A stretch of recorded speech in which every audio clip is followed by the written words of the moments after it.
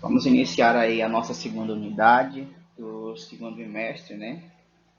Vamos falar sobre as fronteiras terrestres litorâneas do Brasil. Então, este conteúdo ele vai falar especificamente sobre a formação territorial do Brasil. Então, boa aula para todos aí.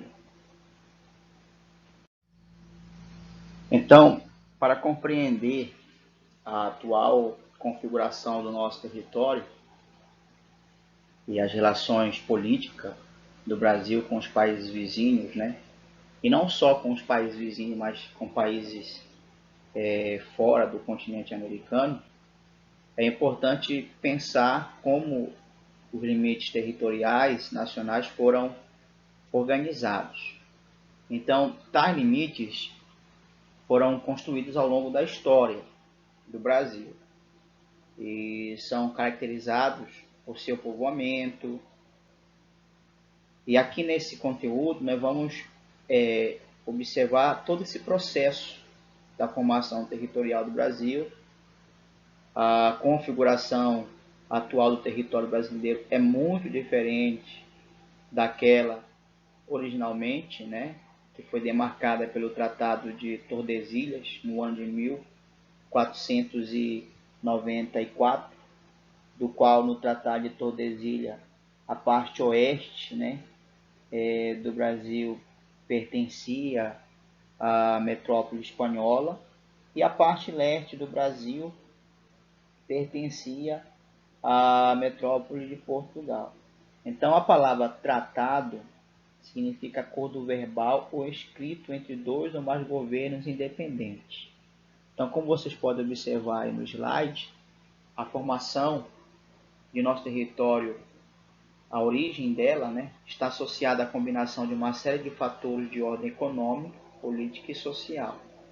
Por exemplo, no fim do século XVI, não foi possível manter a divisão proposta por Portugal e Espanha, por meio do Tratado de Tordesilhas. A ocorrência da União Ibérica entre 1580 e 1640 possibilitou a expansão de possessões lusas e hispânicas sob controle de um mesmo governo, ou seja, nessa situação não havia a obrigatoriedade de se respeitarem as fronteiras. Então, durante muito tempo, era muito comum os portugueses avançarem, né, para territórios ou áreas especificamente que foram estabelecidos pelo Tratado de Tordesilhas. Por exemplo, os bandeirantes, né, eles saíam da região paulista em busca de indígenas, das chamadas drogas do sertão e também através de metais preciosos. O objetivo era justamente atender aí aos seus interesses econômicos. Alguns padres jesuítas, por exemplo, por sua vez, eles trilhavam o território formando reduções e divulgando o cristianismo entre as populações indígenas. Para que houvesse o reconhecimento desses movimentos para além das fronteiras, portugueses e espanhóis, após vários acordos, né, vários diálogos, várias conversas, reuniram-se e formaram e firmaram o chamado Tratado de Madrid, isso em 1750. Qual foi a importância do Tratado de Madrid? Ele foi muito importante porque ele anulava oficialmente as bases propostas pelo Tratado de Tordesilhas. Então, segundo esse documento, o reconhecimento das fronteiras passaria a adotar o princípio que é chamado de ut possidetis. O que significa essa expressão latina? Significa tinha direito à posse quem ocupasse a região primeiro.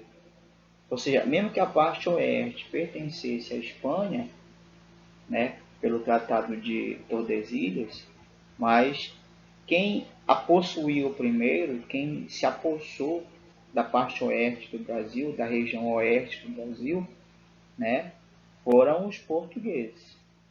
E aí, com o passar dos anos, né, muitos outros acordos ou tratados, né, foram se firmando também. Por exemplo, com base nesse princípio aí,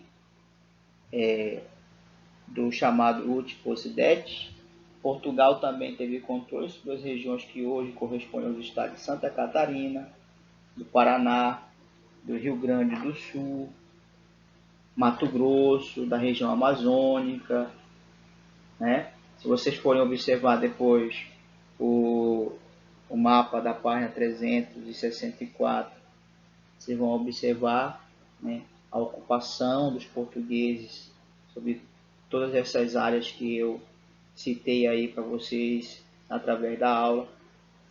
Os jesuítas indígenas que habitavam a região de Sete Povos das Missões, onde está localizado o Rio Grande do Sul, se voltaram contra os portugueses. Isso gerou aí diversos conflitos no sul do país. E aí em 1761 o Tratado de Madrid foi anulado pelo Tratado de El Pardo. As questões políticas em relação às fronteiras e aos conflitos só foram resolvidos com o Tratado de Santo Ildefonso em 1777, que estabelecia para os espanhóis as colônias de Sacramento e Sete Povos, né? Os portugueses receberiam a ilha de Santa Catarina, hoje Florianópolis, que havia sido ocupada pelos espanhóis em 1776. Temos o chamado Tratado de Badajoz, né? Que terminaram as tensões, os conflitos envolvendo Portugal e Espanha com relação às fronteiras que definiram o sul do Brasil. O objetivo desse tratado aí de Badajoz é estabelecer que a Espanha abriria mão do controle sobre os sete povos das missões. Os portugueses deveriam desocupar definitivamente a região de Sacramento, sendo o rio Uruguai o limite entre terras portuguesas e espanholas. Então, tal compromisso fez com que as bases originárias do Tratado de Madrid fossem retomadas. E aí nós tivemos o Tratado de Petrópolis, né? No Tratado de Petrópolis ocorreu em 1903, como nós podemos observar aí, fez com que o Acre, né, que pertencia à Bolívia, passasse a ser anexada ao Brasil. Então, desde 1750, o território desse estado pertencia à Bolívia. À época, o governo brasileiro já apresentava grande interesse na região, né, em virtude da nossa riqueza naquele contexto histórico, o ciclo da borracha.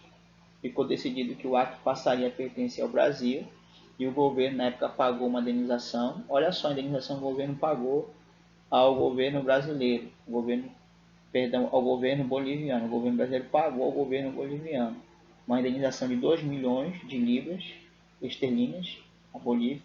O governo brasileiro também entregou algumas áreas da fronteira de Mato Grosso e construiu uma estrada de ferro, né, que tinha saída da Bolívia para o Oceano Atlântico, a famosa estrada de ferro Madeira-Mamoré, com cerca de 400 quilômetros de extensão. Então, na página 365, nós temos um mapa que mostra a formação do território brasileiro nos períodos imperial e republicano, né? Então, percebam aí, com base no mapa e na legenda, o que nós acabamos de citar para vocês aí no conteúdo, certo? Nós temos ali período imperial e republicano, temos aquisições, arbitramento, né? Nós temos aquisições por acordo bilateral, território transferido à Bolívia e assim sucessivamente, beleza? Temos aí a geopolítica brasileira. Primeiramente, é importante definirmos o significado, né, na geografia dessa expressão geopolítica. Então, a geopolítica é uma área do conhecimento geográfico cujo objetivo é interpretar os fatos decorrentes das relações políticas entre os países. Então, nesse tópico nós vamos abordar aí a formação das fronteiras do Brasil, especificamente a geopolítica brasileira. No Brasil, por exemplo, existem alguns aspectos importantes né, que envolve aí a sua geopolítica, como por exemplo a localização geográfica, a disponibilidade e dispersão de recursos naturais. Há de ressaltar também que ao longo da história os objetivos da geopolítica brasileira estiveram voltados para a questão da integração nacional. Com base nesse princípio, os planejamentos estratégicos e as discussões sobre política internacional contemplavam, por exemplo, a melhor forma de ocupação do território, o melhor posicionamento da capital do país, a proteção das fronteiras e as questões que envolvem aí a infraestrutura. Então, o Brasil é um país territorialmente extenso, né? Então, é importante essas ações geopolíticas. Então, o Brasil tem uma influência em toda a América do Sul. Ele é um dos principais atores do continente americano. Depois vocês vão olhar na página 368, um mapa que mostra justamente a faixa de fronteira do Brasil. Então percebe que essa faixa de fronteira do Brasil, ela é uma faixa interna de 150 quilômetros de largura, paralela à linha divisória terrestre. Então ela é uma área de extrema importância para a segurança nacional, né? De modo que os municípios inseridos parcial ou totalmente necessitam aí de aprovação do Conselho de Defesa Nacional, o CDN, para desenvolver certas atividades, como por exemplo a construção de pistas de pouso, pontes, estradas internacionais e assim sucessivamente. Então, é inegável a importância do Brasil no continente sul-americano. Então, nosso país especificamente sempre foi visto por seus vizinhos como um líder geopolítico. Então, vamos saber agora quais foram essas ações que o governo brasileiro tomou e continua tomando para a nossa segurança, né, nacional, a geopolítica nacional. Então, quais foram as ações geopolíticas do Brasil? Então, existem alguns programas que têm como objetivo proteger e desenvolver economicamente áreas do território nacional, principalmente a nossa região, a Amazônica, né? Justamente por sua extensa floresta, né? Por sua extensa fronteira, né? Marcada pela presença da nossa biodiversidade. E aí nós temos uma dessas ações, além de outros vamos falar, o chamado Programa Caia Norte. Então, entre alguns atos importantes da política territorial brasileira que refletem sua estratégia geopolítica, está o Programa Caia Norte. Ele foi implantado no Brasil em 1985. Então, envolve diversas instituições, como, por exemplo, as Forças Aéreas, ou as Forças Armadas, o Ministério das Relações Exteriores, a Fundação Nacional do Índio, FUNAI, a Polícia Federal, o Instituto de Desenvolvimento Florestal e o Instituto Nacional de Colonização e Reforma Agrária Nacional. Né? Na página 369 vocês vão observar o mapa. O mapa ele te mostra uma área verde, que é justamente a área de atuação do Programa Caia Norte. O Programa Caia Norte ele prevê a instalação de bases militares nas proximidades das fronteiras setentrionais, né? Ou seja, ao norte do Brasil e ocidentais do país, em uma faixa de terra localizada do Amapá até o Mato Grosso do Sul, uma área de aproximadamente 3.123.986 km², que corresponde praticamente a 44,8% de todo o território nacional. Né?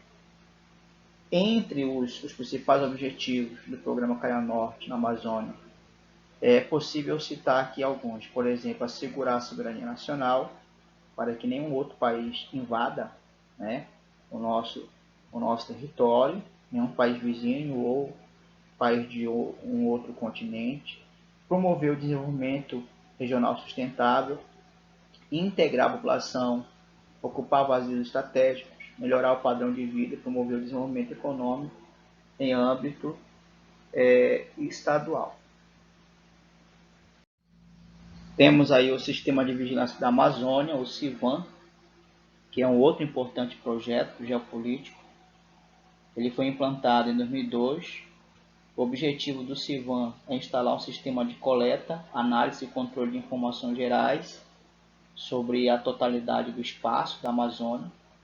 Abrange aí 5,2 milhões de quilômetros quadrados, de modo a integrar a coleta de dados, já que é feita em bases terrestres, as informações obtidas por meio de aerofotogrametria, que é uma técnica de foto tirada por satélite, e o chamado sensoriamento remoto. Na página 369, tem um mapa lá que mostra a área de atuação do CIVAM em toda a Amazônia, né? Então, por exemplo, aqui no nosso estado, Rondônia, nós temos lá um centro de vigilância, é só observar no mapa e na legenda. Nós temos uma unidade de vigilância, nós temos aqui um pelotão de fronteira, né? E temos uma unidade de vigilância e telecomunicações. Então, o nosso estado está bem protegido. Então, entre os objetivos específicos de toda essa imensa rede de informações estão controle de todo o tráfego aéreo regional, combate às atividades ilícitas, detecção de áreas de plantio ou de industrialização vinculadas ao narcotráfico, né, que é muito pesado aqui no nosso país. Então, a nossa fronteira, por ser imensa, por ser extensa, isso facilita a entrada de drogas, de armas no nosso país. Controle de voos e de aeroportos clandestinos, mapeamento de recursos naturais da região, controle de enchentes, proteção ambiental, verificação de desmatamento, combate a incêndios florestais e controle de grupos armados, tanto nacionais ou estrangeiros, né?